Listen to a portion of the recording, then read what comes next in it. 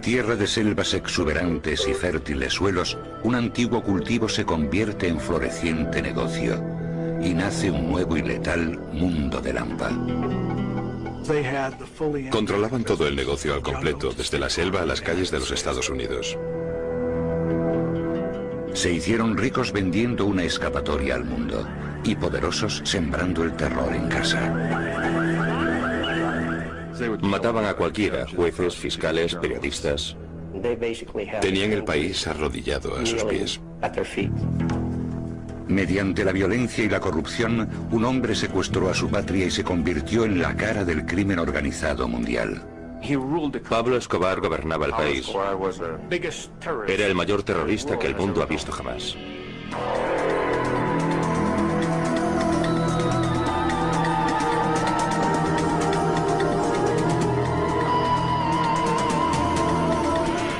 El crimen organizado. Tercer episodio, la mafia colombiana.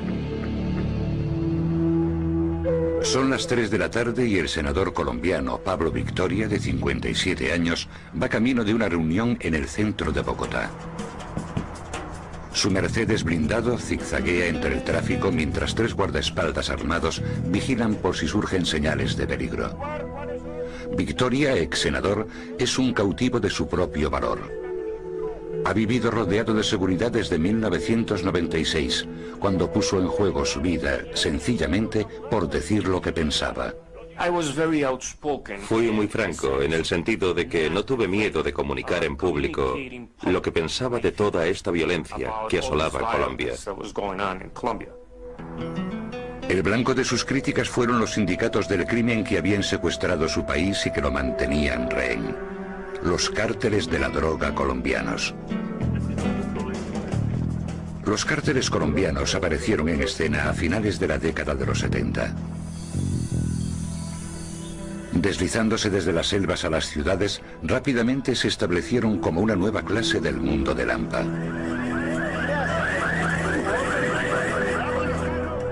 A diferencia de la Cosa Nostra italiana, los cárteles colombianos no tenían rituales, ni tradiciones, ni códigos de honor.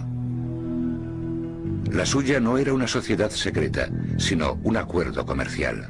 ¿Qué les movía? El beneficio, puro y simple. Y para eso el producto que vendían resultaba perfecto. Alimentados por lo que parecía la insaciable demanda norteamericana, los señores de la droga colombianos pronto llegaron a proveer el 80% de la cocaína a nivel mundial. Para proteger el negocio, compraron al gobierno colombiano a todos los niveles. Desarrollaron un plan para corromper a las autoridades, porque tenían mucho dinero y sobre todo a aquellos que podían causarles más daño, como el sistema judicial y la policía. Cuando el dinero no bastaba, los cárteles recurrían al terror para doblegar la voluntad de los funcionarios. Se atrevían a secuestrar a sus hijos y matarlos. Tenían tal credibilidad en ese sentido que era muy difícil que un funcionario colombiano no fuese corrupto o no aceptara ese dinero porque sabían que sus vidas corrían peligro. La crueldad de los cárteles destacaba incluso entre otros elementos del mundo de Lampa internacional. Mientras que los mafiosos norteamericanos justificaban su violencia diciendo «solo nos matamos entre nosotros», los colombianos no establecían límites. Las familias, los agentes de policía, los fiscales, los periodistas, todos podían ser sus víctimas. En varias ocasiones, su narcoterrorismo se convirtió en terrorismo en masa, dirigido no solo contra blancos concretos de las autoridades, sino contra la sociedad en sí. A mediados de los 80, la ciudad de Medellín, entonces capital de la cocaína de Colombia, sufría una media de 10 asesinatos al día. Los esbirros de los cárteles mataron cientos de policías. Pusieron bombas en la central del FBI colombiano. Volaron por los aires un avión comercial matando a más de 100 personas para eliminar a un solo blanco. Los colombianos vivimos en un desasosiego permanente y en una inseguridad tremenda, porque no sabemos qué acción pueden desplegar. Este vídeo, en el que vemos el asesinato cometido en 1989 del entonces principal candidato a la presidencia, Luis Carlos Galán, nos muestra la violencia de los cárteles. Ordenaron el asesinato de Galán porque estaba haciendo campaña sobre el tema y decía que le iba a declarar la guerra a los traficantes para llevarlos ante la justicia. En el verano de 1996, Pablo Victoria estaba harto de la corrupción y de la violencia que corroían su país. El 6 de junio de 1996 subió al estrado del Congreso colombiano para dar el discurso que cambiaría su vida para siempre. En su declaración, televisada a nivel nacional, denostó el poder de los cárteles y acusó al nuevo presidente de Colombia de estar en su bolsillo. Creo que el dinero de la droga llegaba a todos los niveles de la sociedad y también corrompió el proceso político, lo cual resulta muy peligroso. A través de la televisión, anuncié que yo también iba armado con una metralleta y que estaba dispuesto a morir luchando, que no sería una presa fácil. La sinceridad pública del senador estuvo a punto de costarle la vida. Días después de su discurso, un amigo le dijo que el cártel de Cali había ofrecido un contrato por su vida. Victoria aumentó de inmediato sus medidas de seguridad. En aquella época tenía entre 12 y 18 guardaespaldas. Un par de ellos iban en moto y llevaba un coche delante del mío y otro detrás llenos de guardaespaldas con ametralladoras, y tenía que llevar chaleco antibalas. Recuerdo que llegaba a casa y mis hijos estaban temblando, aterrorizados, porque habían recibido una llamada telefónica en la que les decían que los iban a matar al día siguiente o cosas por el estilo. Era horrible, claro que sí. El senador Victoria hizo que su esposa y sus 4 hijos salieran del país. Su preocupación se suavizó un poco meses después, cuando supo que el contrato contra su vida había sido cancelado. Pero incluso ahora, años después, tiene motivos para creer que otra rama del mundo del AMPA va tras él. Nunca te puedes confiar. Yo sigo llevando pistola. Los miembros de los cárteles podrían atentar contra su vida. De ahí que mi consejo a él, por supuesto, es que tiene que cuidarse. El exministro de Justicia, Enrique Parejo, entiende mejor que muchos la difícil situación del senador Victoria. En 1989, tras solo 2 semanas en el cargo, Parejo tuvo que salir huyendo del país para evitar ser asesinado. Lo enviaron a Budapest, Hungría, porque creían que allí estaría seguro. Pero un asesino a sueldo lo localizó y le disparó en la cara. La pistola con que me hirió, una pistola pequeña, si hubiera sido aquí en Colombia, por supuesto me habrían disparado con una ametralladora, con una Uzi o una Ingram. ¿Cómo es posible que un pequeño sindicato del crimen rural llegase a aterrorizar y a controlar una nación de 38 millones de personas? La respuesta incluye una terrible guerra civil, una planta nativa y un joven y ambicioso matón que se convirtió en el hombre más peligroso del mundo.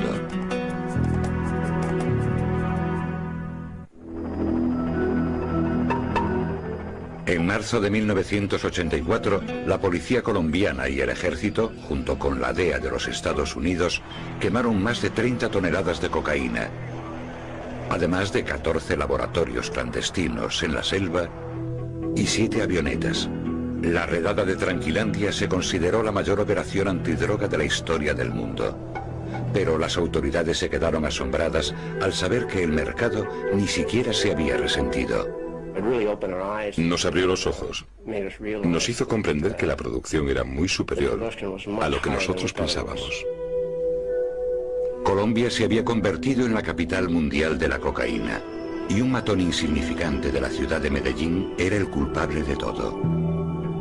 Pero aunque el ascenso de Pablo Escobar fue sorprendentemente rápido, el tráfico de drogas tenía raíces muy profundas. Durante miles de años, los indios del altiplano andino de Sudamérica habían mascado las hojas del arbusto de la coca como estimulante. Pero fue a finales del 19 cuando los químicos europeos hallaron la fórmula que alteraba la hoja y la convertía en una droga medicinal conocida como cocaína. Muy pronto, una nueva compañía de bebidas norteamericana, la Coca-Cola, alababa las increíbles propiedades de la planta de la coca. Pero en 1914 el Congreso de los Estados Unidos aprobó la primera ley sobre drogas que decía que la cocaína era un narcótico y que regulaba su venta y su producción. Con el tiempo, en el norte de Chile comenzó a surgir una nueva industria casera. Unos cuantos avispados hombres de negocios decidieron comprar hojas de coca, usar laboratorios para transformarlas en cocaína y vender el producto como droga ilícita en los Estados Unidos. Como intermediarios recurrieron a los contrabandistas colombianos. A los colombianos se les da muy bien el arte de vender, el marketing. Y pronto dominaron el mercado de la droga. Y no solo dominaron dicha actividad, sino que después también comenzaron a dominar su producción. El tráfico de drogas se asentó en una Colombia que ya se resentía después de varias décadas de agitación política. Durante los años 40 y 50 el país había sufrido una guerra civil no declarada, un conflicto que sencillamente recibía el nombre de la violencia.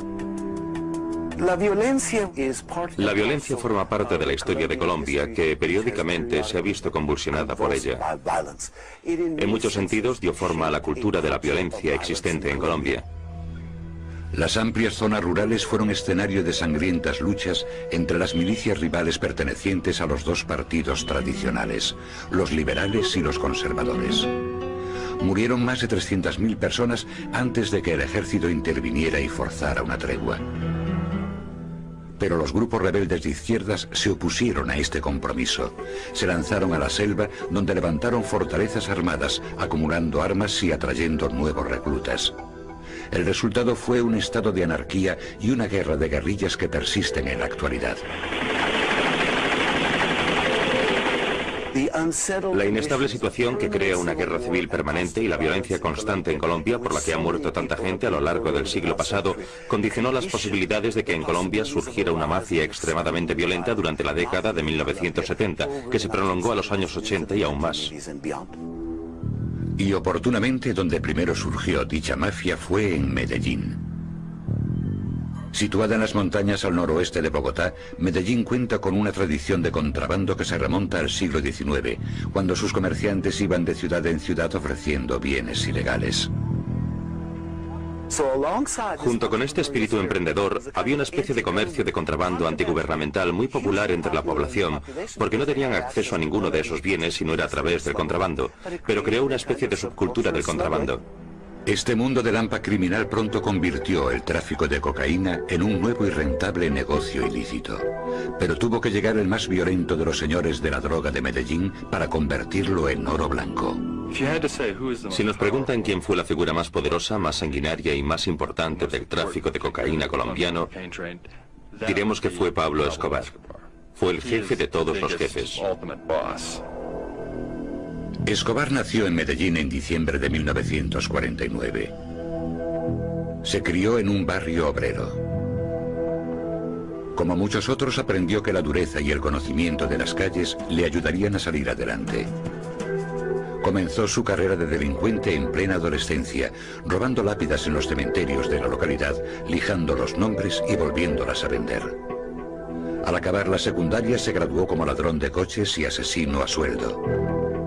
Después, un primo lo introdujo en el tráfico de drogas, negocio que por entonces estaba dominado por varios jefes locales de poca monta.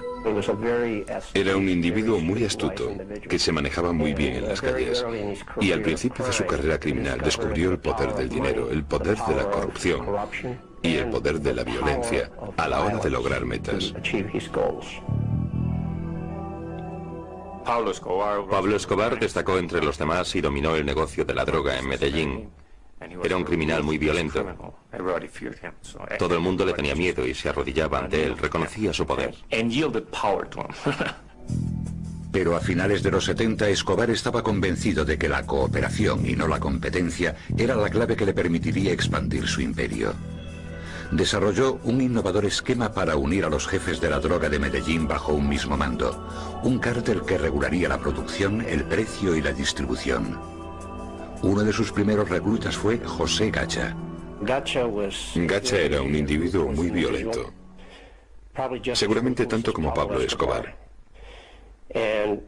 Y probablemente era el mejor amigo que tuvo Escobar porque pensaban igual. Creían en la violencia, en cumplir sus amenazas. Para completar el equipo reclutaron a Jorge Luis Ochoa y a sus hermanos Juan David y Fabio, a quienes Escobar conocía desde la niñez. Por entonces los Ochoa se ganaban la vida honradamente trabajando en el criadero de caballos familiar. La familia Ochoa no encaja con el perfil de Gacha y de Escobar. Son hacendados que tienen algo de dinero y que vieron la oportunidad de ganar mucho más dinero. Mientras el operativo crecía, Escobar buscaba un método fiable para embarcar y distribuir grandes cantidades de cocaína en Norteamérica. Se hizo con la ayuda de un veterano traficante de marihuana llamado Carlos Leder. Carlos Leder era Johnny Appleseed, o sea, el hombre clave del tráfico de cocaína. Actuaba como traductor para los colombianos. Hablaba bien inglés y podía venir a los Estados Unidos. Consiguió a los distribuidores, organizó las redes y desarrolló el plan que situaría una base en las Bahamas, a donde llegar con las avionetas e introducir desde allí la carga. Gracias al impresionante aumento de la demanda en los Estados Unidos y Europa, el negocio de la cocaína de Escobar creció a lo grande a principios de los 80. Él y los suyos alimentaron una vasta red de delincuencia. Emplearon a los campesinos para cultivar y procesar las hojas de coca, a los guerrilleros para proteger las cosechas, laboratorios y pistas de aterrizaje, testaferros para ofrecer sobornos y blanquear dinero, abogados para solucionar los inevitables problemas legales, y asesinos a sueldo para eliminar a sus enemigos. El cártel de Medellín tenía infraestructura en una época en la que nadie más la tenía. El cártel podía transportar la cocaína de los demás a un precio e incluso garantizaba que no habría problemas. Controlaban todo el negocio, desde la selva a la esquina de cualquier calle de los Estados Unidos. Mientras tanto, Pablo Escobar se presentaba como un héroe ante las gentes de su Medellín natal.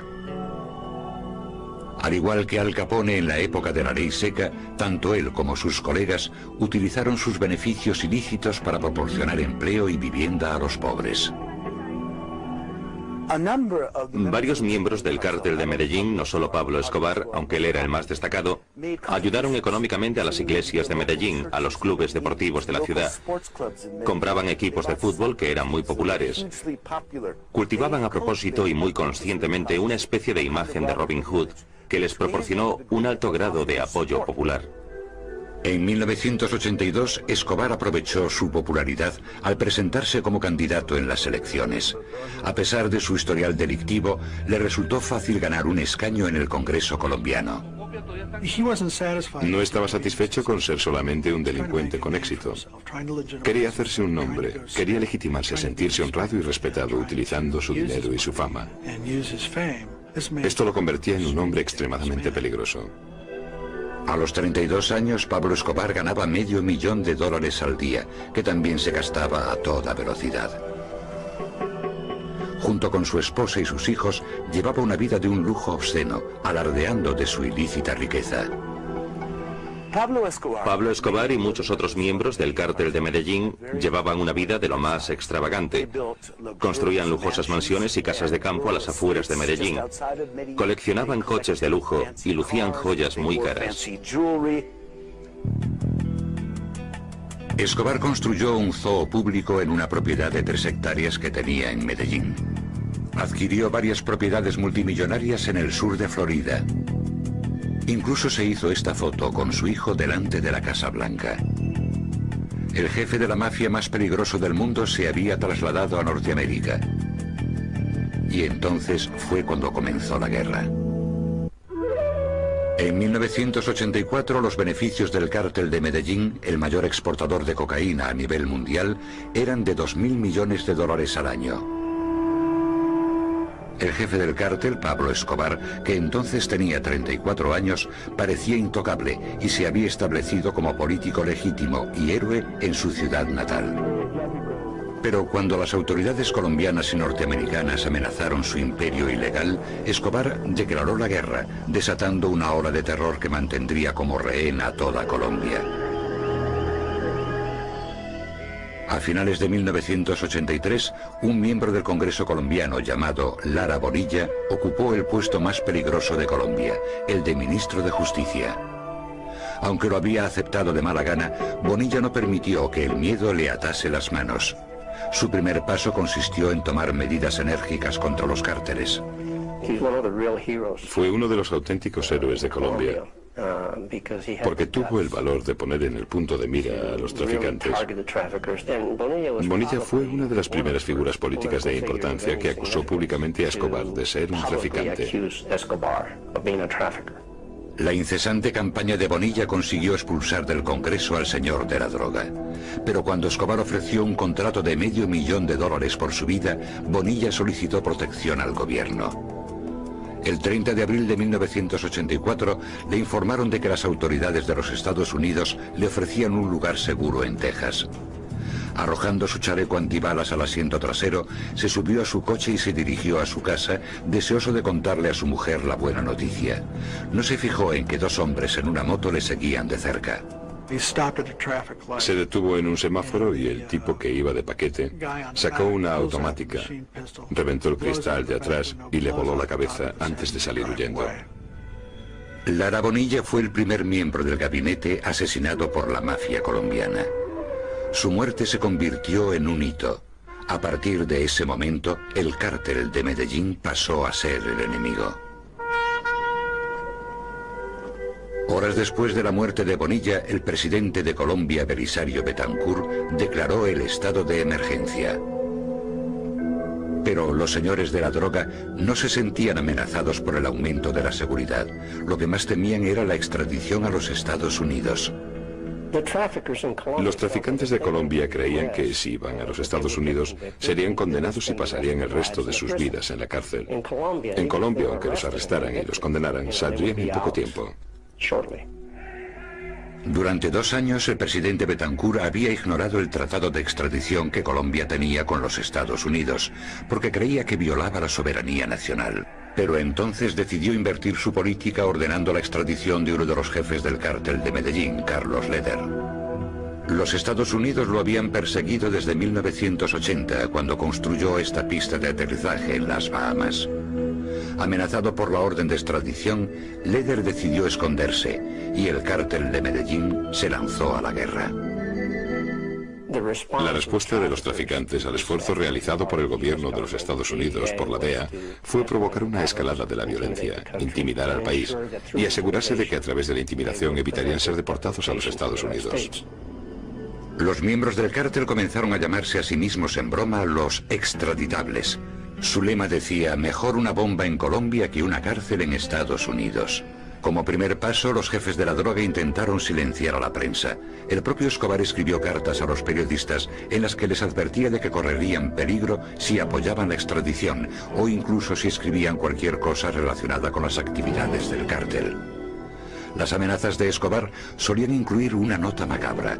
Entre muchos otros columnistas, Enrique Santos llegó a recibir esta complicada invitación a su propio entierro. Los peligros incluían desde las amenazas anónimas, amenazas telefónicas a casa, al despacho, al secuestro, el asesinato selectivo, la colocación de bombas en los periódicos. Esos tipos intentaron hacer todo lo que se les pudiera ocurrir para intimidar y silenciar a la prensa colombiana. Y eso fue solo el principio. Poco antes del mediodía del 6 de noviembre de 1985, en el Palacio de Justicia del centro de Bogotá, las guerrillas contratadas por el cártel se hicieron con más de 250 rehenes. Durante las 26 horas siguientes, cientos de soldados, policías y comandos intentaron retomar el palacio con tanques y cohetes. Pero las guerrillas completaron su misión destruyendo los archivos de todos los casos de extradición. Para ello, 95 rehenes, incluidos 12 jueces, fueron asesinados en el interior del edificio. A partir de ahí, la violencia continuó aumentando. En 1986, el índice de asesinatos en Colombia alcanzó el máximo de todos los tiempos. Solo en Medellín se llevaron a cabo 3.500, casi 10 al día. Las fuerzas del orden estaban paralizadas. Tenían al país de rodillas a sus pies. Hay muy pocas personas en la historia del mundo capaces de lograr lo que hizo Pablo Escobar. Su capacidad para intimidar a un país entero, para controlarlo. Toda esa gente inocente es asesinada. ¿Por qué? Por culpa de Escobar, que le declaró la guerra a Colombia. La violencia de Escobar parecía no tener límites. El 27 de noviembre de 1989, un avión comercial con más de 100 pasajeros a bordo estalló sobre las colinas de Bogotá unos minutos después de haber despegado. Murieron todos. Aunque Escobar nunca se apuntó la colocación de aquella bomba, nadie dudó de que él había dado la orden para eliminar a un único enemigo.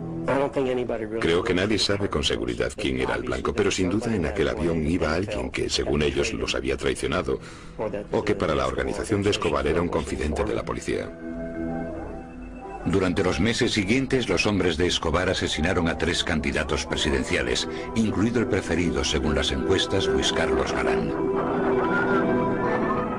Hicieron estallar varios coches bomba en Bogotá y Medellín, matando a cientos de inocentes. Y mataron a tiros a más de 300 agentes de policía después de que Escobar ofreciera una recompensa de $4.000 por cada policía muerto. Uno de los agentes me dijo que la guerra con el cártel de Medellín era más bien una guerra personal, porque estaban hartos de ver morir a todos sus amigos. En esa época asistí a muchos entierros de agentes de la policía colombiana, asesinados por los miembros de dicho cártel. Fue una experiencia terrible. En 1990 había quedado claro que el terror no bastaba para proteger al cártel de Medellín. Teniendo que hacer frente a decenas de acusaciones de los tribunales norteamericanos, Escobar y sus socios comprendieron que tenían que llegar a un acuerdo que los mantuviera en Colombia. 5 años antes ya habían hecho una oferta sorprendente. A cambio de la inmunidad ante la extradición, se harían cargo de toda la deuda nacional del país. El gobierno rechazó la propuesta.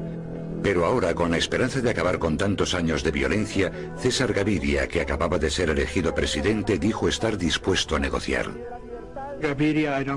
No creo que a Gaviria le preocupara demasiado el tráfico de drogas. Lo que más le preocupaba era el narcoterrorismo. El tráfico de drogas era un problema de los Estados Unidos. El narcoterrorismo era lo que estaba destruyendo a Colombia. El acuerdo redactado por el presidente era un compromiso ambiguo. Era una especie de acuerdo que les garantizaba condenas reducidas si abandonaban el tráfico de drogas y se sometían a la justicia. Los primeros en rendirse en enero de 1991 fueron los 3 hermanos Ochoa, que habían ayudado a crear el cártel de Medellín. Después, el 19 de junio, un Pablo Escobar de 42 años fue trasladado en helicóptero a una cárcel situada a las afueras de Medellín. Pablo Escobar ya estaba harto de huir. Pero al no correr el peligro de ser extraditado, fue él quien estableció los términos de su rendición al gobierno. Pero al mafioso más peligroso de Colombia no le molestaba en absoluto estar encarcelado en el Hotel Escobar, tal y como se le llamó.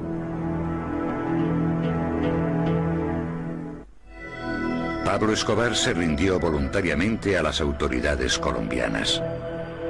Pero para el jefe del cártel de Medellín, la cárcel lo era todo menos un castigo.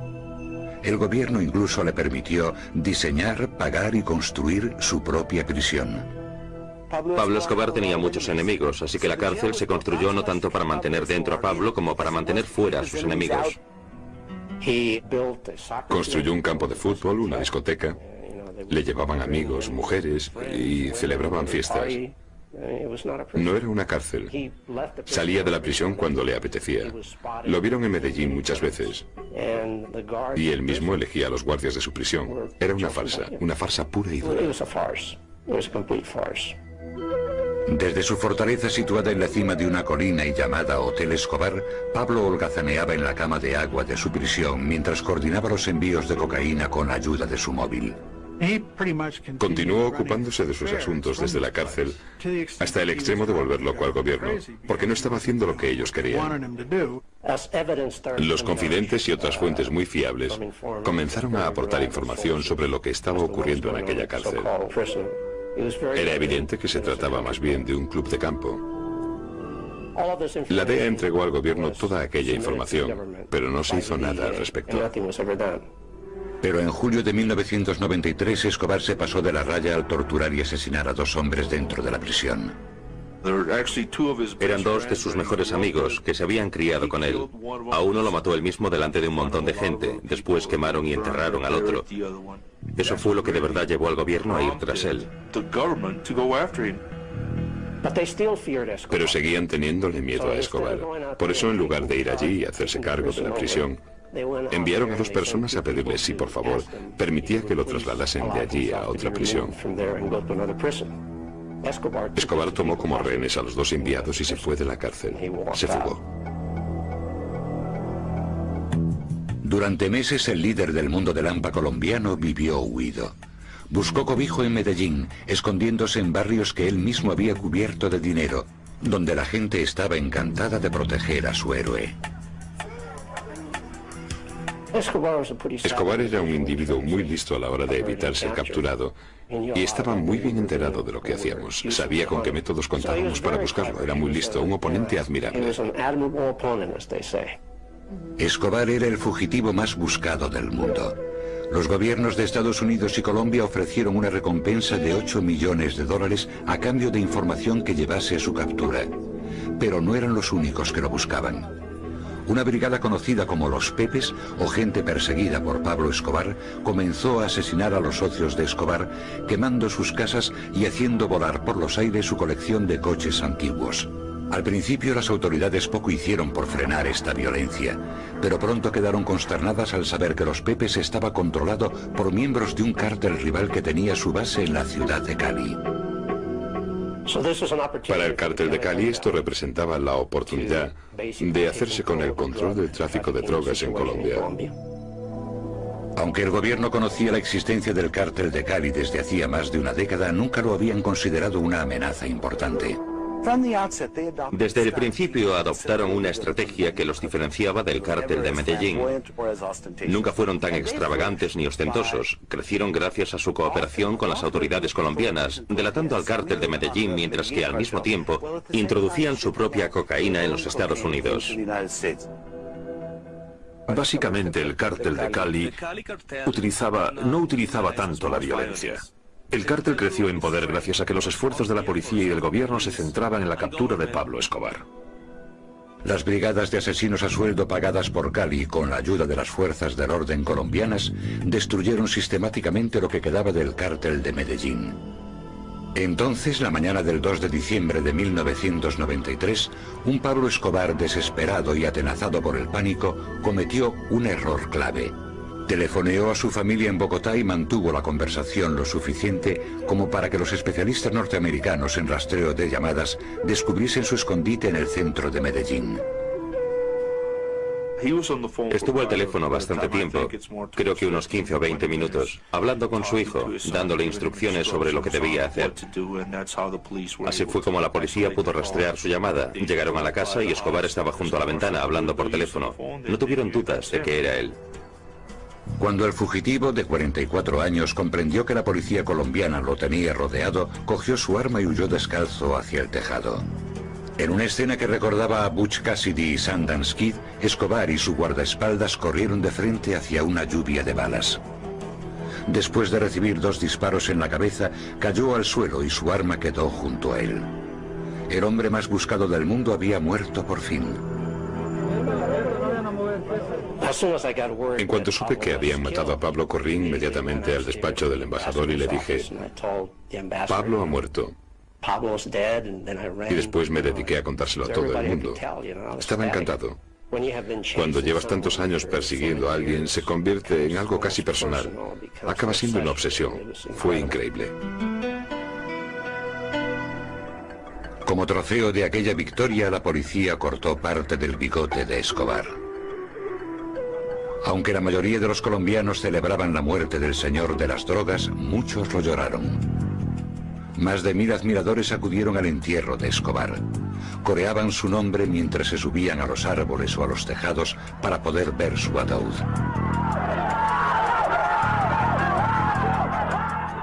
Aunque resulte irónico, la policía colombiana tuvo que intervenir para proteger el cuerpo del hombre al que ellos mismos habían matado.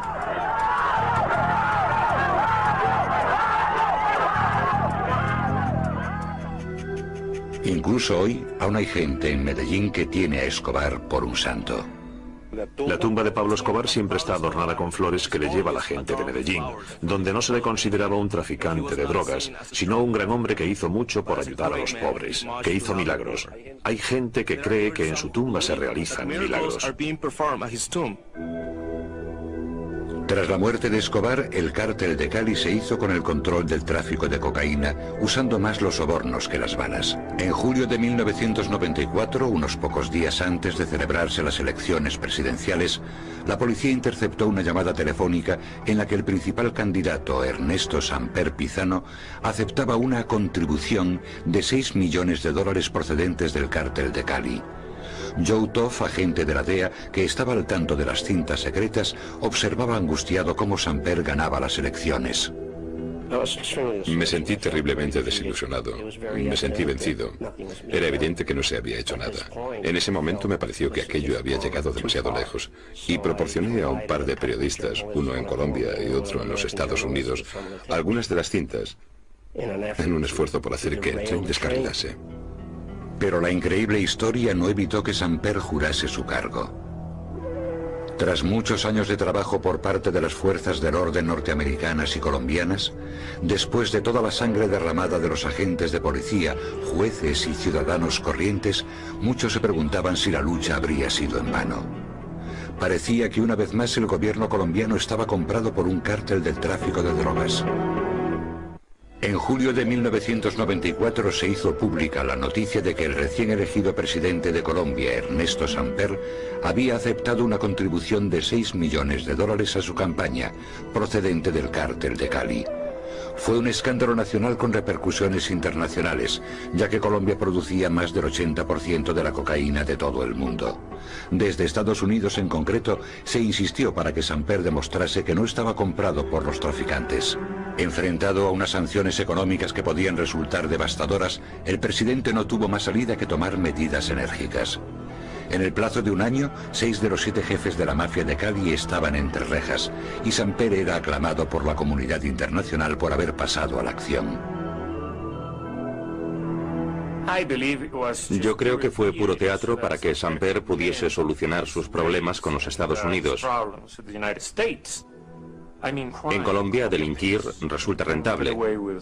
Te encierran 5, 6, 7 años y sales de la cárcel mucho más rico de lo que eras al entrar. Para Joe Toff, agente de la DEA que llevaba en Colombia desde 1988, el escándalo Samper fue la gota que colmó el vaso. El resto del mundo lo felicitaba, incluidos los Estados Unidos. Y todo es una farsa.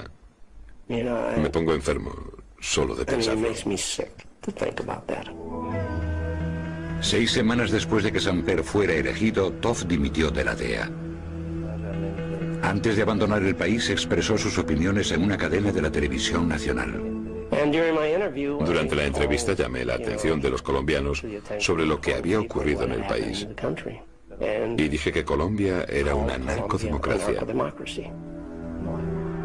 El Departamento de Estado norteamericano desaprobó las afirmaciones de Toff, pero muchos creyeron que había dicho la verdad.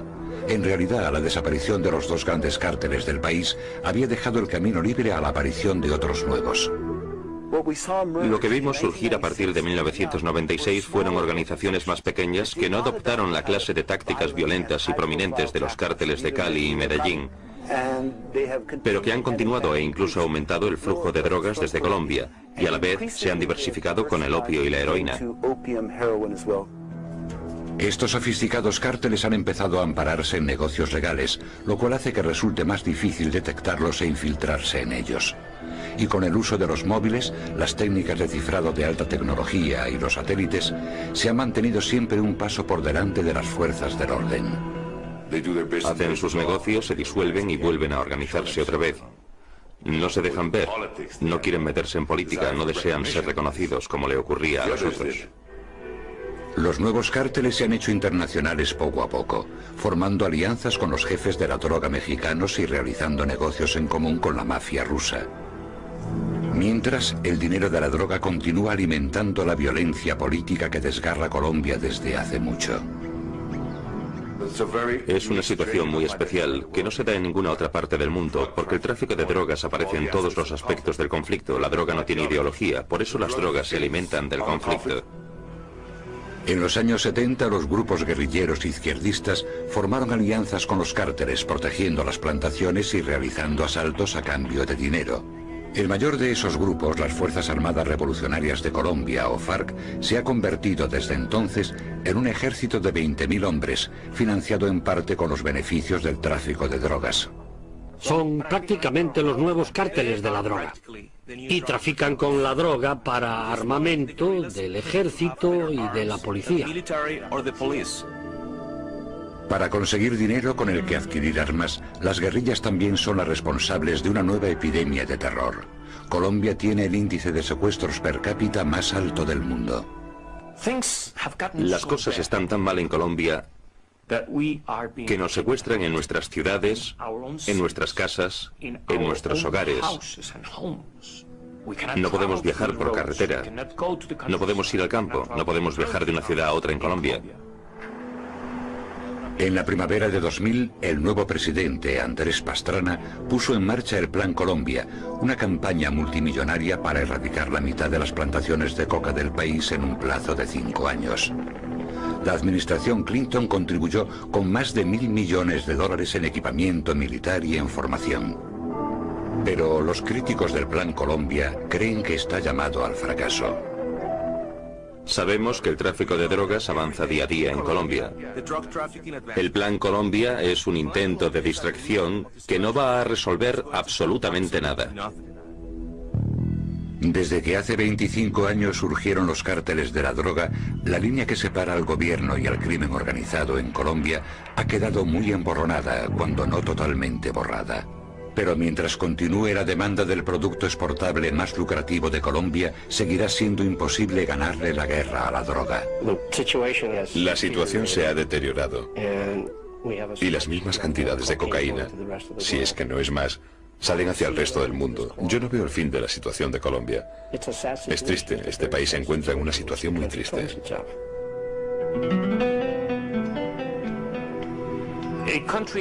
Un país puede sufrir una guerra y sobrevivir a ella. Puede sufrir enfermedades, pobreza y sobrevivir a todas esas cosas. Pero ningún país puede carecer de justicia y sobrevivir. En Colombia necesitamos justicia urgentemente.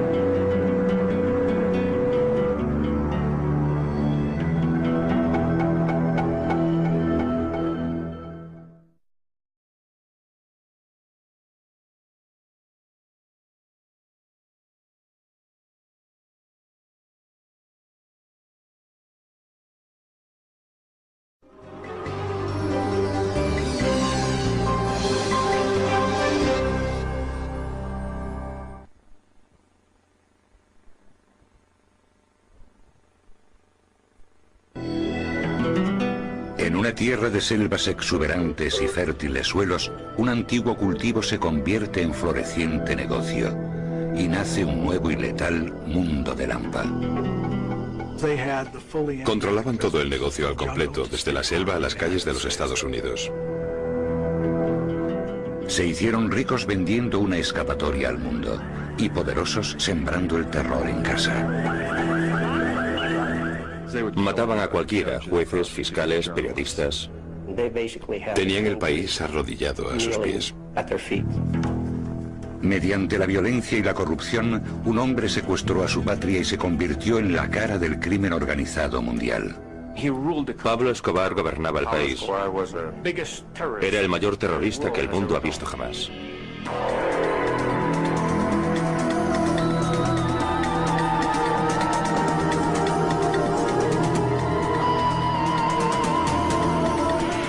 El crimen organizado.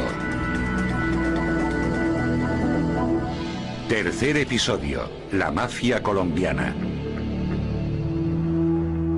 Son las 3 de la tarde y el senador colombiano Pablo Victoria, de 57 años, va camino de una reunión en el centro de Bogotá. Su Mercedes blindado zigzaguea entre el tráfico mientras 3 guardaespaldas armados vigilan por si surgen señales de peligro. Victoria, ex senador, es un cautivo de su propio valor. Ha vivido rodeado de seguridad desde 1996, cuando puso en juego su vida, sencillamente por decir lo que pensaba. Fui muy franco en el sentido de que no tuve miedo de comunicar en público lo que pensaba de toda esta violencia que asolaba Colombia. El blanco de sus críticas fueron los sindicatos del crimen que habían secuestrado su país y que lo mantenían rehén. Los cárteles de la droga colombianos. Los cárteles colombianos aparecieron en escena a finales de la década de los 70. Deslizándose desde las selvas a las ciudades, rápidamente se establecieron como una nueva clase del mundo del hampa. A diferencia de la Cosa Nostra italiana, los cárteles colombianos no tenían rituales, ni tradiciones, ni códigos de honor. La suya no era una sociedad secreta, sino un acuerdo comercial. ¿Qué les movía? El beneficio, puro y simple. Y para eso el producto que vendían resultaba perfecto. Alimentados por lo que parecía la insaciable demanda norteamericana, los señores de la droga colombianos pronto llegaron a proveer el 80% de la cocaína a nivel mundial. Para proteger el negocio, compraron al gobierno colombiano a todos los niveles.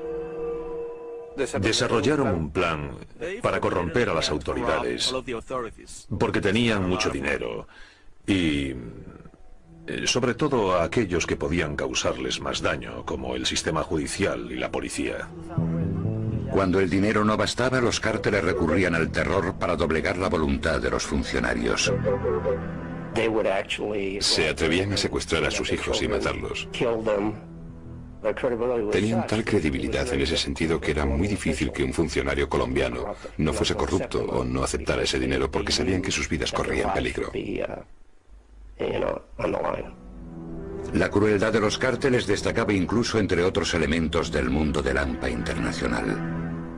Mientras que los mafiosos norteamericanos justificaban su violencia diciendo «solo nos matamos entre nosotros», los colombianos no establecían límites. Las familias, los agentes de policía, los fiscales, los periodistas, todos podían ser sus víctimas. En varias ocasiones su narcoterrorismo se convirtió en terrorismo en masa, dirigido no solo contra blancos concretos de las autoridades, sino contra la sociedad en sí. A mediados de los 80, la ciudad de Medellín, entonces capital de la cocaína de Colombia, sufría una media de 10 asesinatos al día. Los esbirros de los cárteles mataron cientos de policías. Pusieron bombas en la central del FBI colombiano. Volaron por los aires un avión comercial matando a más de 100 personas para eliminar a un solo blanco.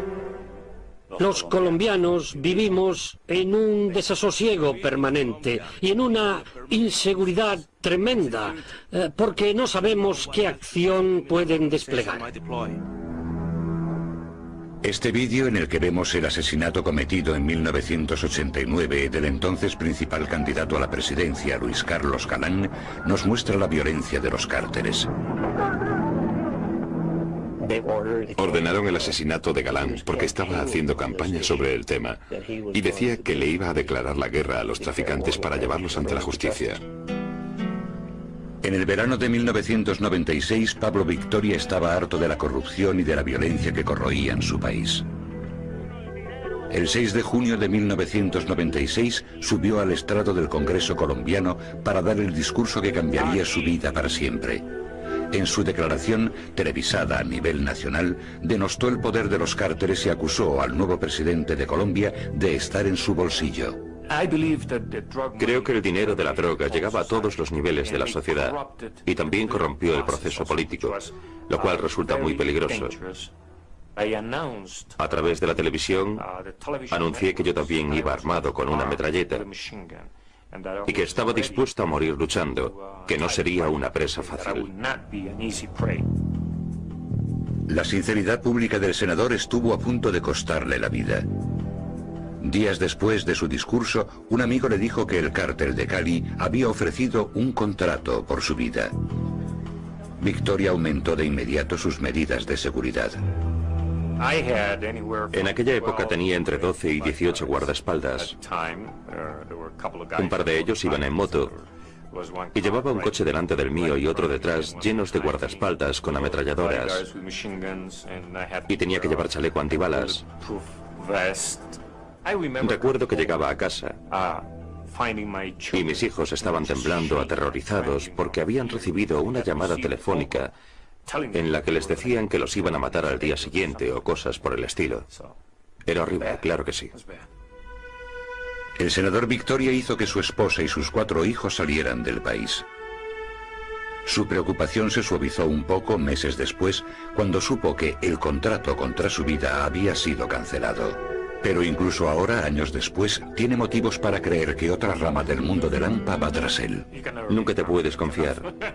Yo sigo llevando pistola. Los miembros de los cárteles podrían atentar contra su vida. De ahí que mi consejo a él, por supuesto, es que tiene que cuidarse. El exministro de Justicia, Enrique Parejo, entiende mejor que muchos la difícil situación del senador Victoria.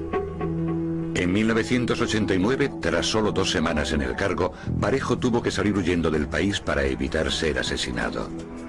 Lo enviaron a Budapest, Hungría, porque creían que allí estaría seguro. Pero un asesino a sueldo lo localizó y le disparó en la cara.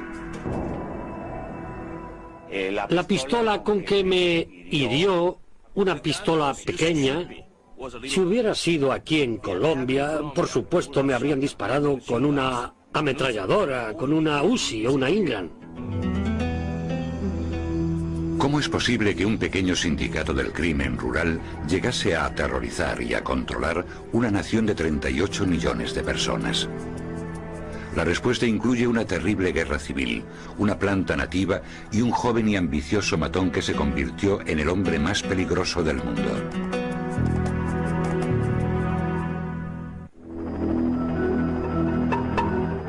En marzo de 1984, la policía colombiana y el ejército, junto con la DEA de los Estados Unidos, quemaron más de 30 toneladas de cocaína, además de 14 laboratorios clandestinos en la selva y 7 avionetas. La redada de Tranquilandia se consideró la mayor operación antidroga de la historia del mundo. Pero las autoridades se quedaron asombradas al saber que el mercado ni siquiera se había resentido. Nos abrió los ojos. Nos hizo comprender que la producción era muy superior a lo que nosotros pensábamos. Colombia se había convertido en la capital mundial de la cocaína, y un matón insignificante de la ciudad de Medellín era el culpable de todo. Pero aunque el ascenso de Pablo Escobar fue sorprendentemente rápido, el tráfico de drogas tenía raíces muy profundas. Durante miles de años, los indios del altiplano andino de Sudamérica habían mascado las hojas del arbusto de la coca como estimulante. Pero fue a finales del 19 cuando los químicos europeos hallaron la fórmula que alteraba la hoja y la convertía en una droga medicinal conocida como cocaína. Muy pronto, una nueva compañía de bebidas norteamericana, la Coca-Cola, alababa las increíbles propiedades de la planta de la coca. Pero en 1914 el Congreso de los Estados Unidos aprobó la primera ley sobre drogas que decía que la cocaína era un narcótico y que regulaba su venta y su producción. Con el tiempo, en el norte de Chile comenzó a surgir una nueva industria casera. Unos cuantos avispados hombres de negocios decidieron comprar hojas de coca, usar laboratorios para transformarlas en cocaína y vender el producto como droga ilícita en los Estados Unidos. Como intermediarios recurrieron a los contrabandistas colombianos. A los colombianos se les da muy bien el arte de vender, el marketing. Y pronto dominaron el mercado de la droga. Y no solo dominaron dicha actividad, sino que después también comenzaron a dominar su producción. El tráfico de drogas se asentó en una Colombia que ya se resentía después de varias décadas de agitación política.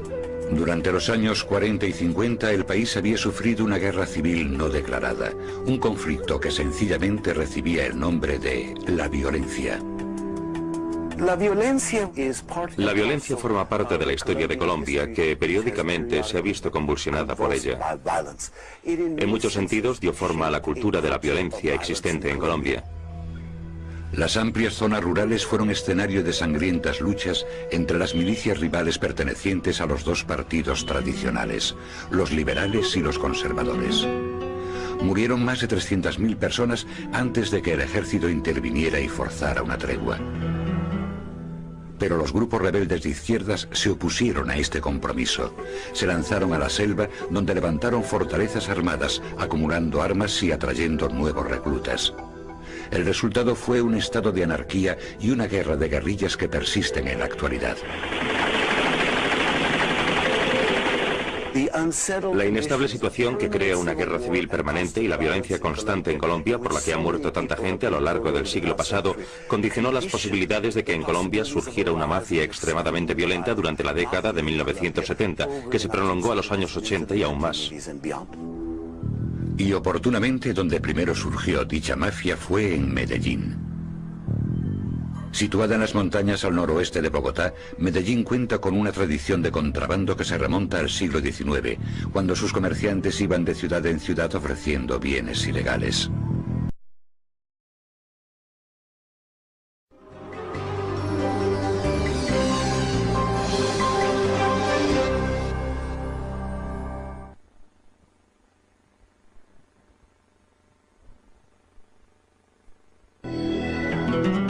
En una tierra de selvas exuberantes y fértiles suelos, un antiguo cultivo se convierte en floreciente negocio y nace un nuevo y letal mundo de Lampa.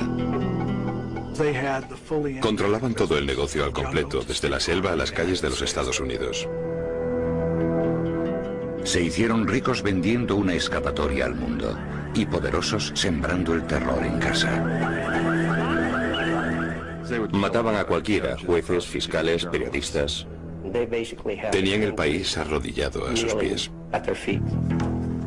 Mediante la violencia y la corrupción, un hombre secuestró a su patria y se convirtió en la cara del crimen organizado mundial. Pablo Escobar gobernaba el país. Era el mayor terrorista que el mundo ha visto jamás.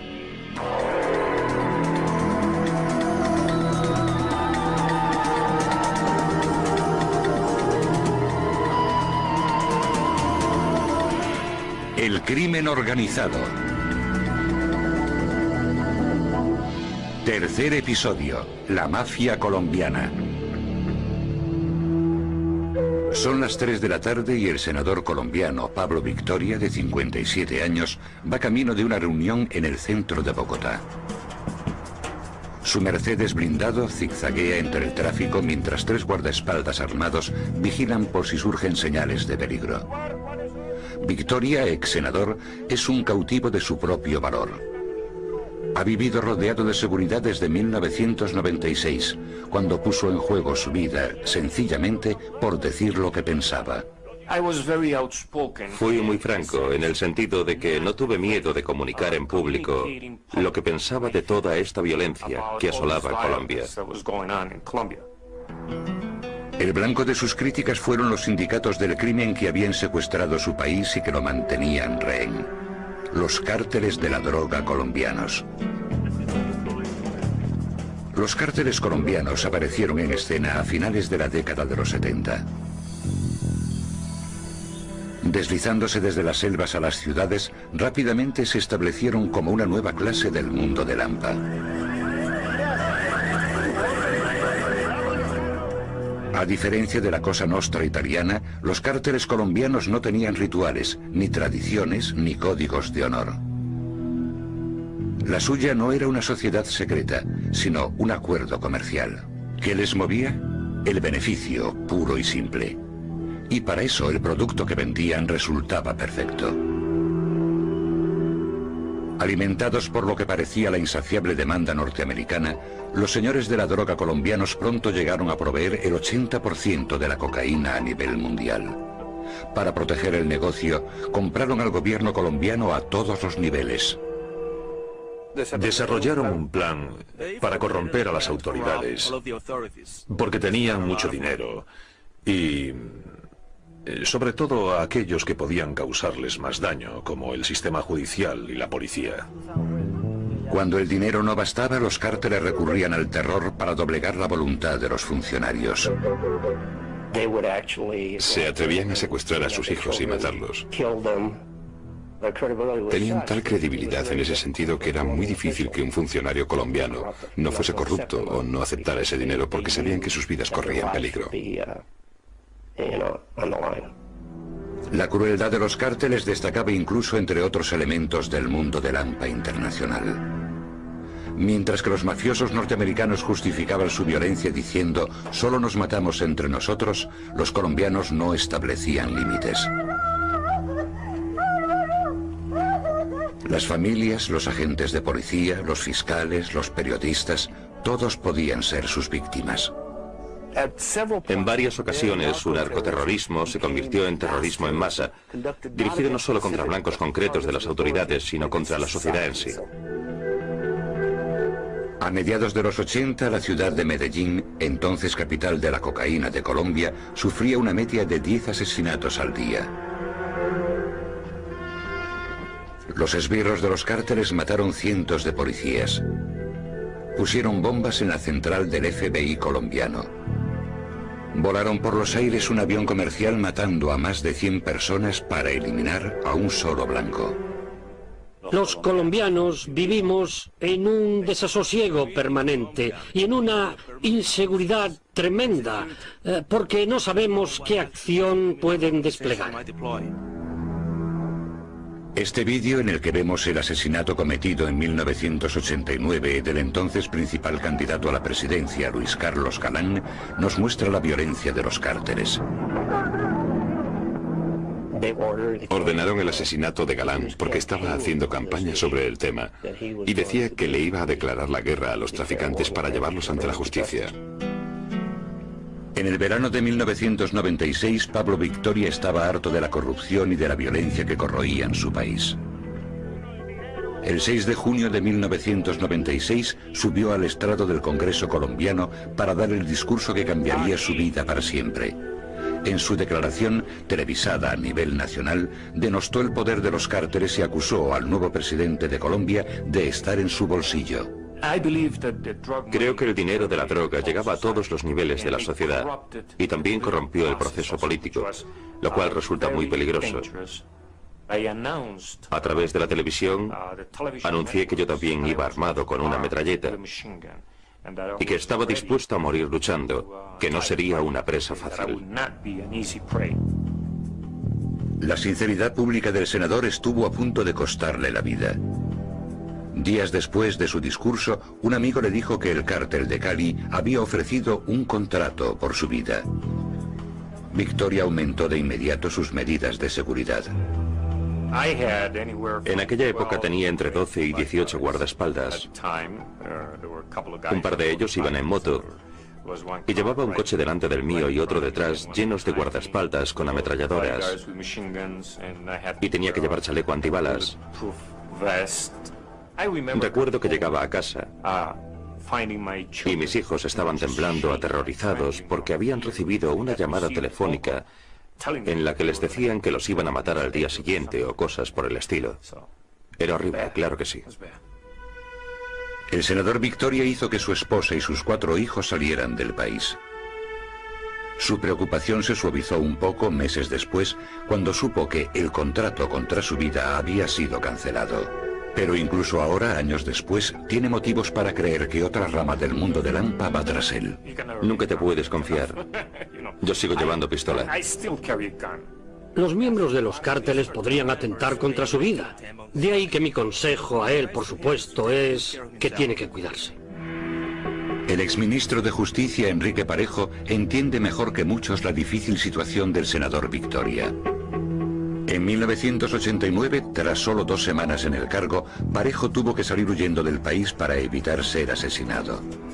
Lo enviaron a Budapest, Hungría, porque creían que allí estaría seguro. Pero un asesino a sueldo lo localizó y le disparó en la cara. La pistola con que me hirió, una pistola pequeña, Si hubiera sido aquí en Colombia, por supuesto me habrían disparado con una ametralladora, con una Uzi o una Ingram.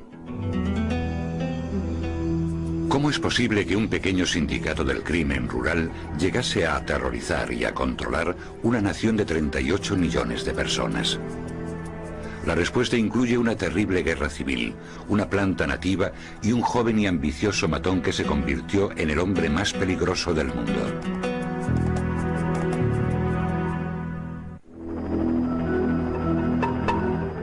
En marzo de 1984, la policía colombiana y el ejército, junto con la DEA de los Estados Unidos, quemaron más de 30 toneladas de cocaína, además de 14 laboratorios clandestinos en la selva y 7 avionetas. La redada de Tranquilandia se consideró la mayor operación antidroga de la historia del mundo. Pero las autoridades se quedaron asombradas al saber que el mercado ni siquiera se había resentido. Nos abrió los ojos.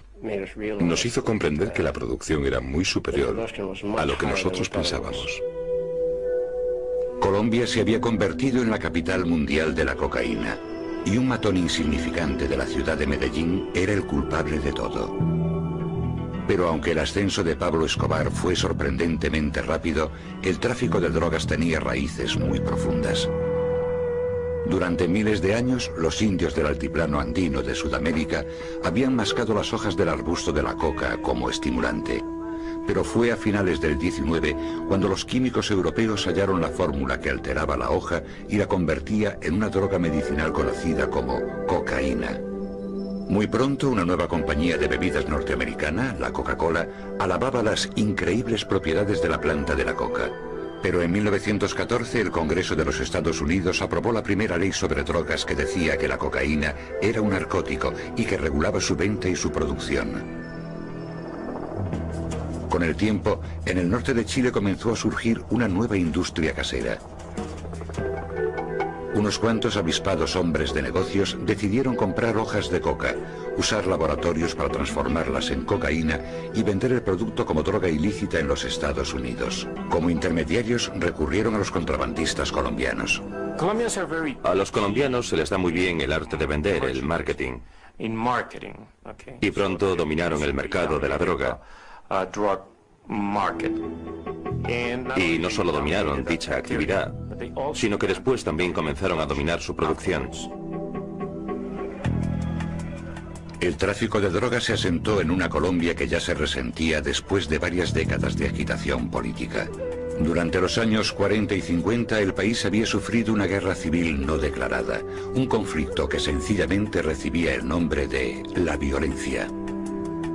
La violencia forma parte de la historia de Colombia, que periódicamente se ha visto convulsionada por ella. En muchos sentidos dio forma a la cultura de la violencia existente en Colombia. Las amplias zonas rurales fueron escenario de sangrientas luchas entre las milicias rivales pertenecientes a los dos partidos tradicionales, los liberales y los conservadores. Murieron más de 300.000 personas antes de que el ejército interviniera y forzara una tregua. Pero los grupos rebeldes de izquierdas se opusieron a este compromiso. Se lanzaron a la selva, donde levantaron fortalezas armadas, acumulando armas y atrayendo nuevos reclutas. El resultado fue un estado de anarquía y una guerra de guerrillas que persisten en la actualidad. La inestable situación que crea una guerra civil permanente y la violencia constante en Colombia, por la que ha muerto tanta gente a lo largo del siglo pasado, condicionó las posibilidades de que en Colombia surgiera una mafia extremadamente violenta durante la década de 1970, que se prolongó a los años 80 y aún más. Y oportunamente donde primero surgió dicha mafia fue en Medellín. Situada en las montañas al noroeste de Bogotá, Medellín cuenta con una tradición de contrabando que se remonta al siglo XIX, cuando sus comerciantes iban de ciudad en ciudad ofreciendo bienes ilegales. Junto con este espíritu emprendedor, había una especie de comercio de contrabando antigubernamental muy popular entre la población, porque no tenían acceso a ninguno de esos bienes si no era a través del contrabando, pero creó una especie de subcultura del contrabando. Este mundo del hampa criminal pronto convirtió el tráfico de cocaína en un nuevo y rentable negocio ilícito. Pero tuvo que llegar el más violento de los señores de la droga de Medellín para convertirlo en oro blanco. Si nos preguntan quién fue la figura más poderosa, más sanguinaria y más importante del tráfico de cocaína colombiano, diremos que fue Pablo Escobar. Fue el jefe de todos los jefes. Escobar nació en Medellín en diciembre de 1949. Se crió en un barrio obrero. Como muchos otros, aprendió que la dureza y el conocimiento de las calles le ayudarían a salir adelante. Comenzó su carrera de delincuente en plena adolescencia, robando lápidas en los cementerios de la localidad, lijando los nombres y volviéndolas a vender. Al acabar la secundaria se graduó como ladrón de coches y asesino a sueldo. Después, un primo lo introdujo en el tráfico de drogas, negocio que por entonces estaba dominado por varios jefes locales de poca monta.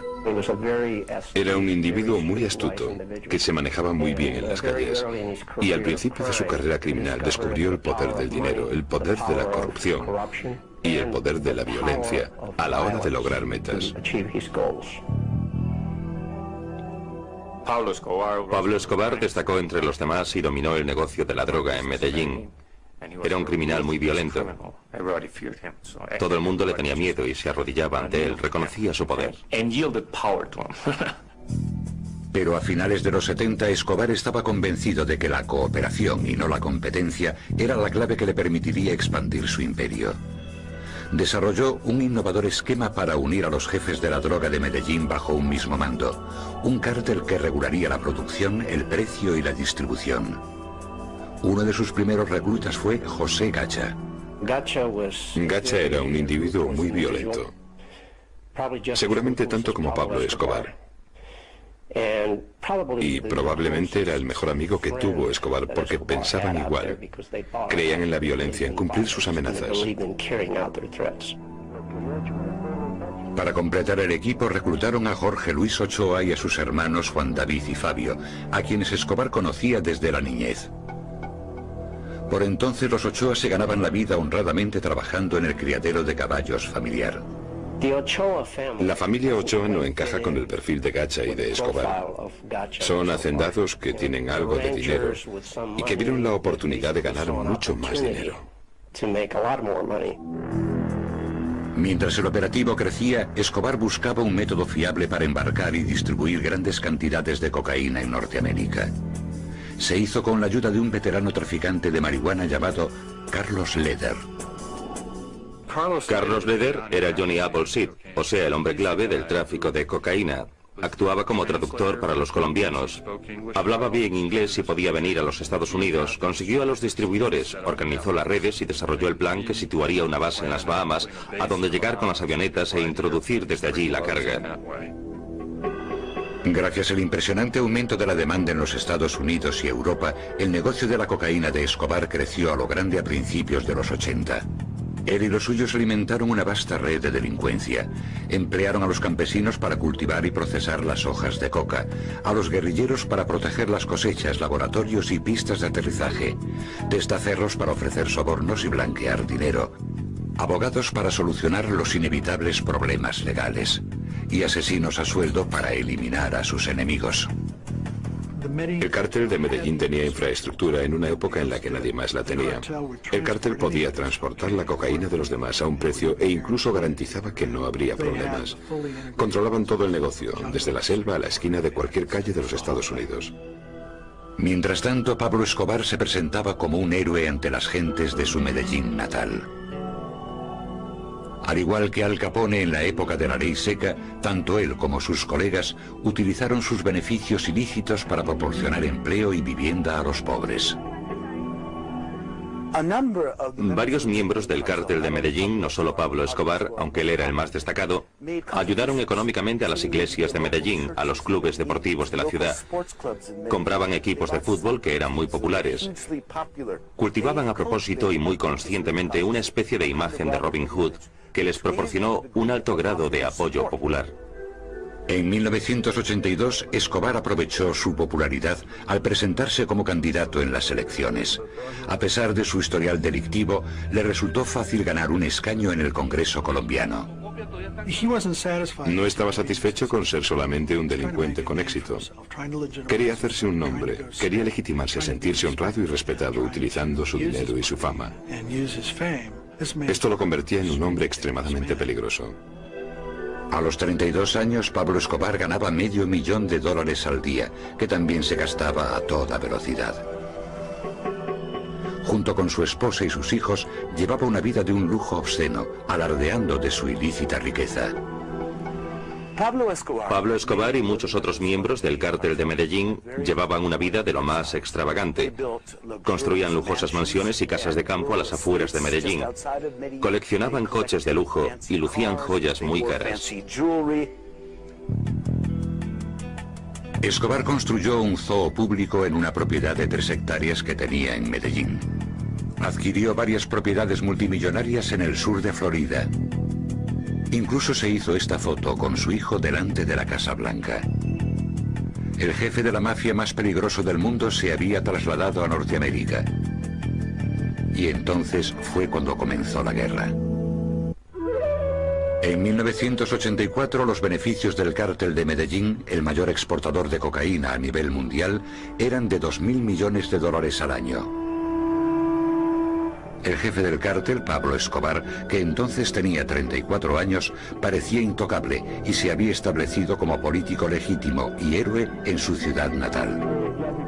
Pero cuando las autoridades colombianas y norteamericanas amenazaron su imperio ilegal, Escobar declaró la guerra, desatando una ola de terror que mantendría como rehén a toda Colombia. A finales de 1983, un miembro del Congreso colombiano llamado Lara Bonilla ocupó el puesto más peligroso de Colombia, el de ministro de Justicia. Aunque lo había aceptado de mala gana, Bonilla no permitió que el miedo le atase las manos. Su primer paso consistió en tomar medidas enérgicas contra los cárteles. Fue uno de los auténticos héroes de Colombia, porque tuvo el valor de poner en el punto de mira a los traficantes. Bonilla fue una de las primeras figuras políticas de importancia que acusó públicamente a Escobar de ser un traficante. La incesante campaña de Bonilla consiguió expulsar del Congreso al señor de la droga. Pero cuando Escobar ofreció un contrato de $500,000 por su vida, Bonilla solicitó protección al gobierno. El 30 de abril de 1984 le informaron de que las autoridades de los Estados Unidos le ofrecían un lugar seguro en Texas. Arrojando su chaleco antibalas al asiento trasero, se subió a su coche y se dirigió a su casa, deseoso de contarle a su mujer la buena noticia. No se fijó en que 2 hombres en una moto le seguían de cerca.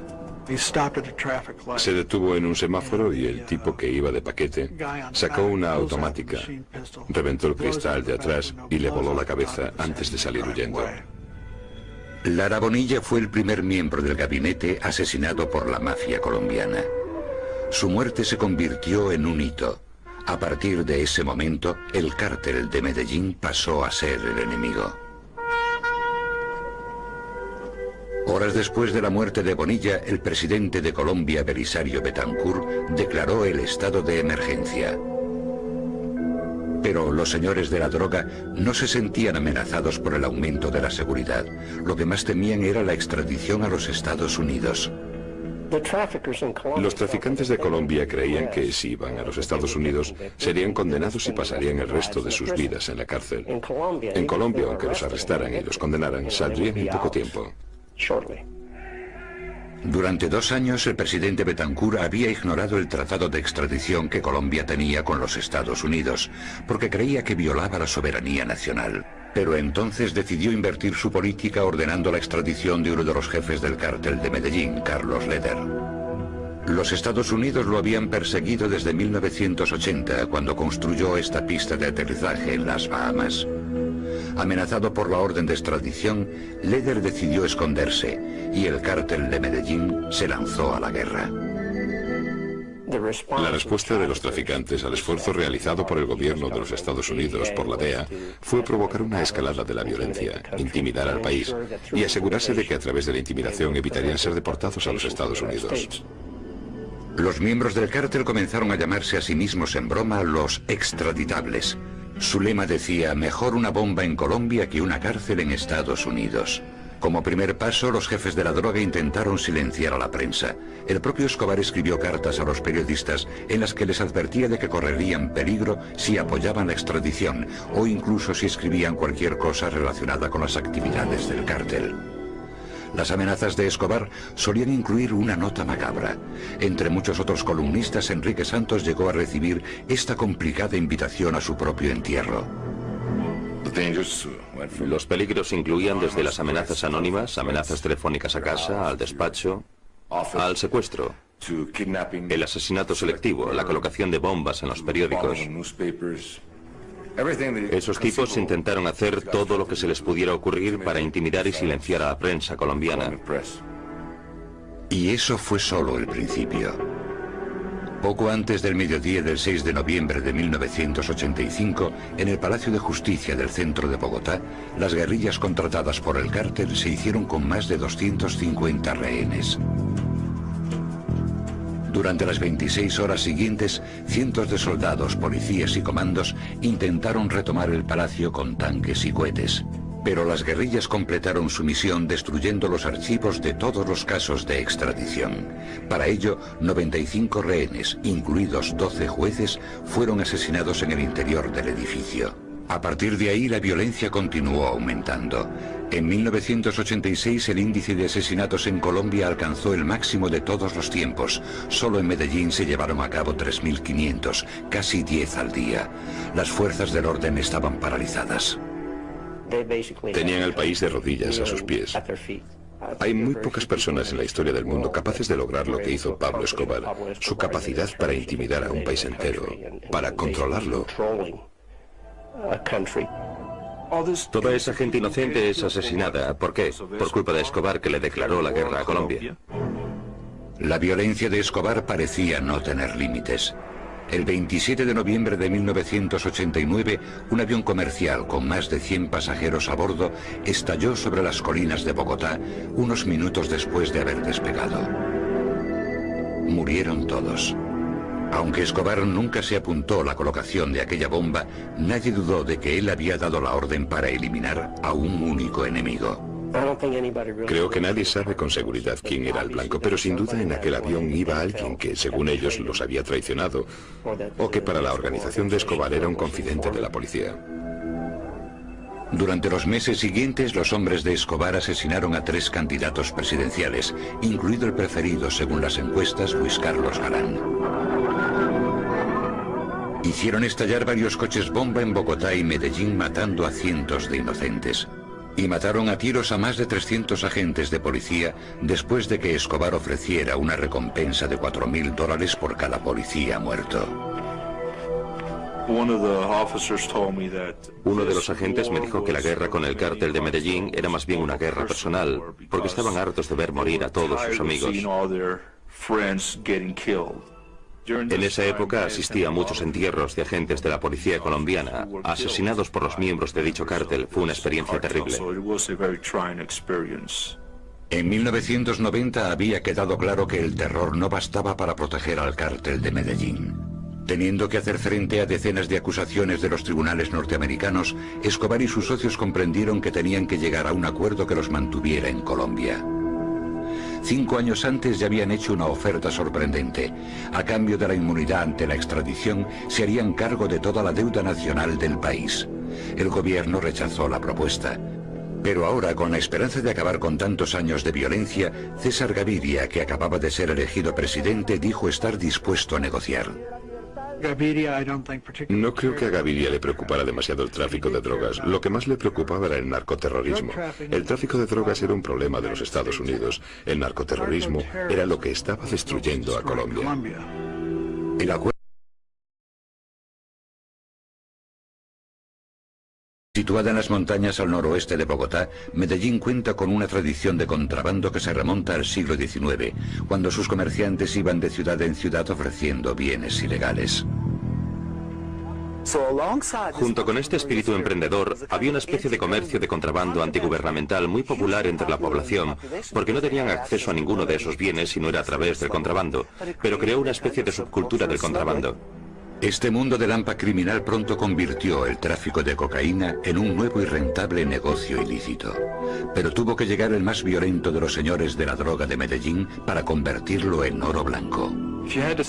Si nos preguntan quién fue la figura más poderosa, más sanguinaria y más importante del tráfico de cocaína colombiano, diremos que fue Pablo Escobar. Fue el jefe de todos los jefes. Escobar nació en Medellín en diciembre de 1949.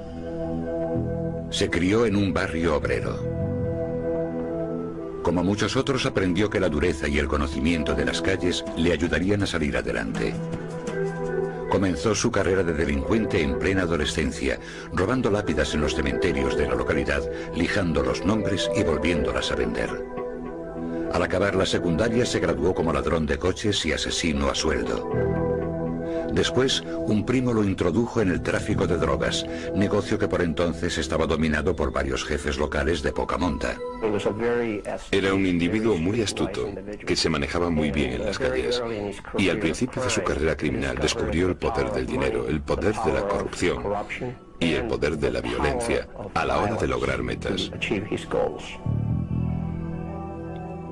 Pablo Escobar destacó entre los demás y dominó el negocio de la droga en Medellín.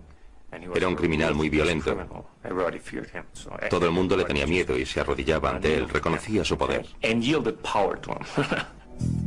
Pero a finales de los 70, Escobar estaba convencido de que la cooperación y no la competencia era la clave que le permitiría expandir su imperio. Desarrolló un innovador esquema para unir a los jefes de la droga de Medellín bajo un mismo mando, un cártel que regularía la producción, el precio y la distribución. Uno de sus primeros reclutas fue José Gacha. Gacha era un individuo muy violento, seguramente tanto como Pablo Escobar. Y probablemente era el mejor amigo que tuvo Escobar porque pensaban igual. Creían en la violencia, en cumplir sus amenazas. Para completar el equipo reclutaron a Jorge Luis Ochoa y a sus hermanos Juan David y Fabio, a quienes Escobar conocía desde la niñez. Por entonces los Ochoa se ganaban la vida honradamente trabajando en el criadero de caballos familiar. La familia Ochoa no encaja con el perfil de Gacha y de Escobar. Son hacendados que tienen algo de dinero y que vieron la oportunidad de ganar mucho más dinero.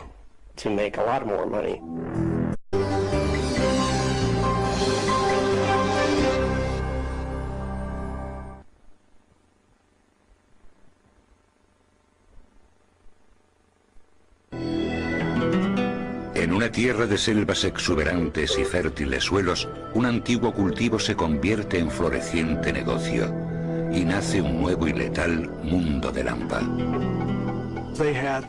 Controlaban todo el negocio al completo, desde la selva a las calles de los Estados Unidos. Se hicieron ricos vendiendo una escapatoria al mundo y poderosos sembrando el terror en casa. Mataban a cualquiera, jueces, fiscales, periodistas. Tenían el país arrodillado a sus pies. Mediante la violencia y la corrupción, un hombre secuestró a su patria y se convirtió en la cara del crimen organizado mundial. Pablo Escobar gobernaba el país. Era el mayor terrorista que el mundo ha visto jamás.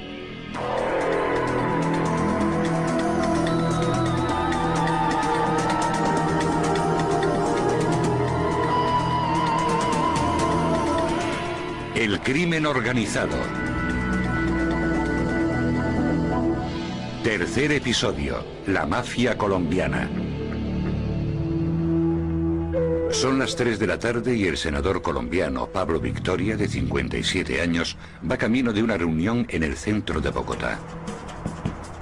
Su Mercedes blindado zigzaguea entre el tráfico mientras 3 guardaespaldas armados vigilan por si surgen señales de peligro. Victoria, ex senador, es un cautivo de su propio valor. Ha vivido rodeado de seguridad desde 1996, cuando puso en juego su vida, sencillamente por decir lo que pensaba. Fui muy franco, en el sentido de que no tuve miedo de comunicar en público lo que pensaba de toda esta violencia que asolaba Colombia. El blanco de sus críticas fueron los sindicatos del crimen que habían secuestrado su país y que lo mantenían rehén. Los cárteles de la droga colombianos. Los cárteles colombianos aparecieron en escena a finales de la década de los 70. Deslizándose desde las selvas a las ciudades, rápidamente se establecieron como una nueva clase del mundo del hampa.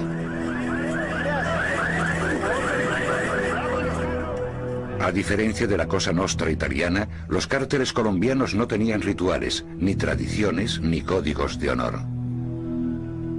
La suya no era una sociedad secreta, sino un acuerdo comercial. ¿Qué les movía? El beneficio, puro y simple. Y para eso el producto que vendían resultaba perfecto. Alimentados por lo que parecía la insaciable demanda norteamericana, los señores de la droga colombianos pronto llegaron a proveer el 80% de la cocaína a nivel mundial. Para proteger el negocio, compraron al gobierno colombiano a todos los niveles. Desarrollaron un plan para corromper a las autoridades, porque tenían mucho dinero y, sobre todo, a aquellos que podían causarles más daño, como el sistema judicial y la policía. Cuando el dinero no bastaba, los cárteles recurrían al terror para doblegar la voluntad de los funcionarios. Se atrevían a secuestrar a sus hijos y matarlos. Tenían tal credibilidad en ese sentido que era muy difícil que un funcionario colombiano no fuese corrupto o no aceptara ese dinero porque sabían que sus vidas corrían peligro.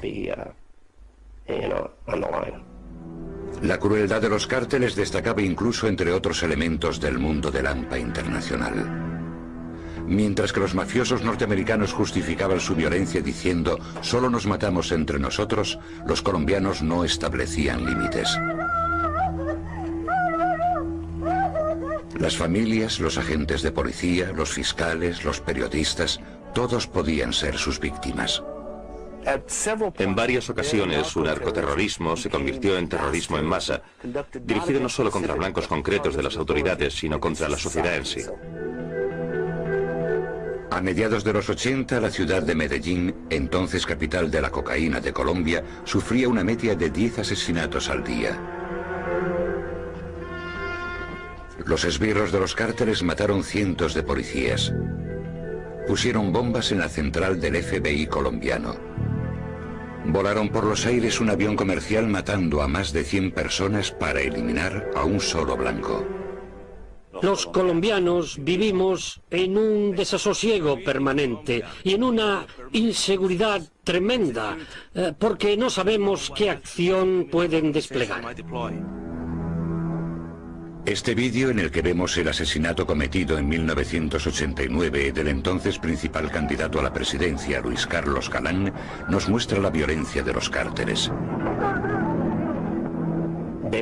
Ordenaron el asesinato de Galán porque estaba haciendo campaña sobre el tema y decía que le iba a declarar la guerra a los traficantes para llevarlos ante la justicia.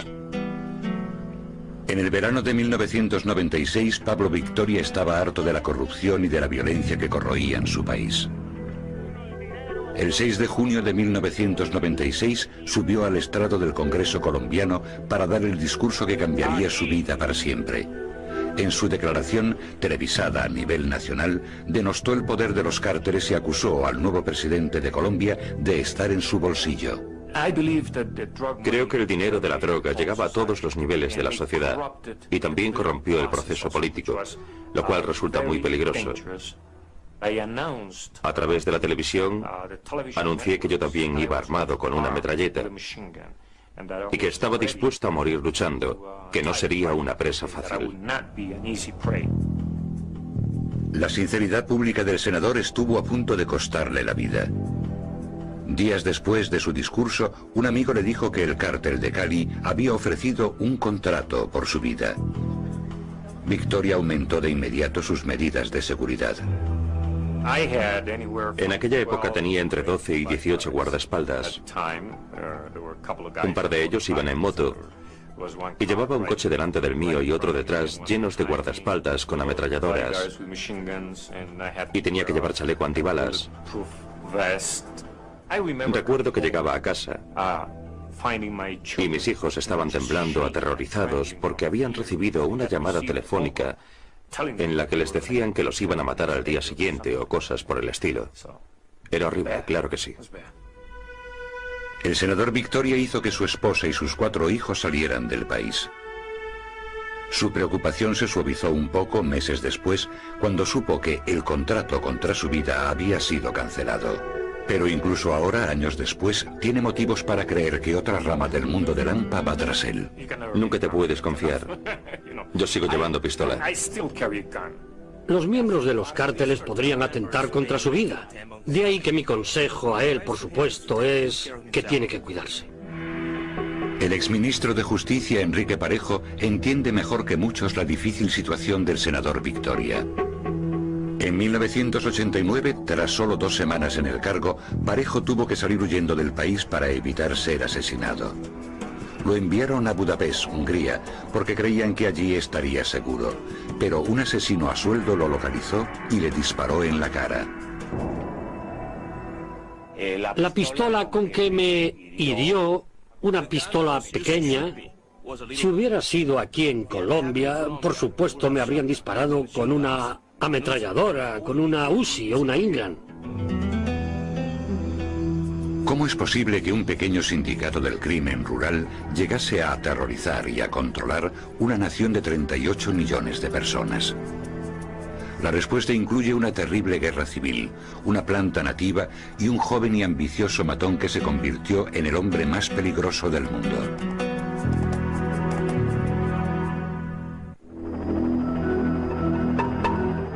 En marzo de 1984, la policía colombiana y el ejército, junto con la DEA de los Estados Unidos, quemaron más de 30 toneladas de cocaína, además de 14 laboratorios clandestinos en la selva y 7 avionetas. La redada de Tranquilandia se consideró la mayor operación antidroga de la historia del mundo. Pero las autoridades se quedaron asombradas al saber que el mercado ni siquiera se había resentido. Nos abrió los ojos. Nos hizo comprender que la producción era muy superior a lo que nosotros pensábamos. Colombia se había convertido en la capital mundial de la cocaína, y un matón insignificante de la ciudad de Medellín era el culpable de todo. Pero aunque el ascenso de Pablo Escobar fue sorprendentemente rápido, el tráfico de drogas tenía raíces muy profundas.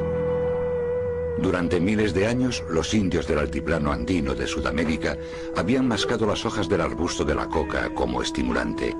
Pero fue a finales del 19 cuando los químicos europeos hallaron la fórmula que alteraba la hoja y la convertía en una droga medicinal conocida como cocaína. Muy pronto, una nueva compañía de bebidas norteamericana, la Coca-Cola, alababa las increíbles propiedades de la planta de la coca. Pero en 1914 el Congreso de los Estados Unidos aprobó la primera ley sobre drogas que decía que la cocaína era un narcótico y que regulaba su venta y su producción. Con el tiempo, en el norte de Chile comenzó a surgir una nueva industria casera. Unos cuantos avispados hombres de negocios decidieron comprar hojas de coca, usar laboratorios para transformarlas en cocaína y vender el producto como droga ilícita en los Estados Unidos. Como intermediarios recurrieron a los contrabandistas colombianos. A los colombianos se les da muy bien el arte de vender, el marketing. Y pronto dominaron el mercado de la droga. Y no solo dominaron dicha actividad, sino que después también comenzaron a dominar su producción. El tráfico de drogas se asentó en una Colombia que ya se resentía después de varias décadas de agitación política. Durante los años 40 y 50 el país había sufrido una guerra civil no declarada, un conflicto que sencillamente recibía el nombre de la violencia.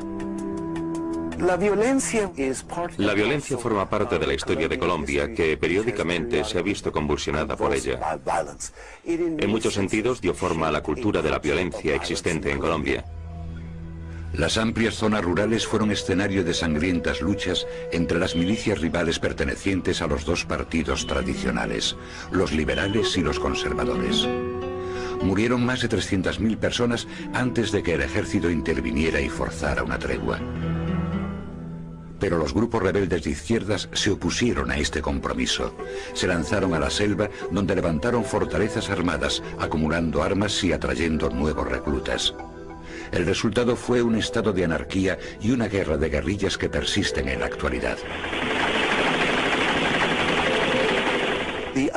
La inestable situación que crea una guerra civil permanente y la violencia constante en Colombia, por la que ha muerto tanta gente a lo largo del siglo pasado, condicionó las posibilidades de que en Colombia surgiera una mafia extremadamente violenta durante la década de 1970, que se prolongó a los años 80 y aún más. Y oportunamente donde primero surgió dicha mafia fue en Medellín.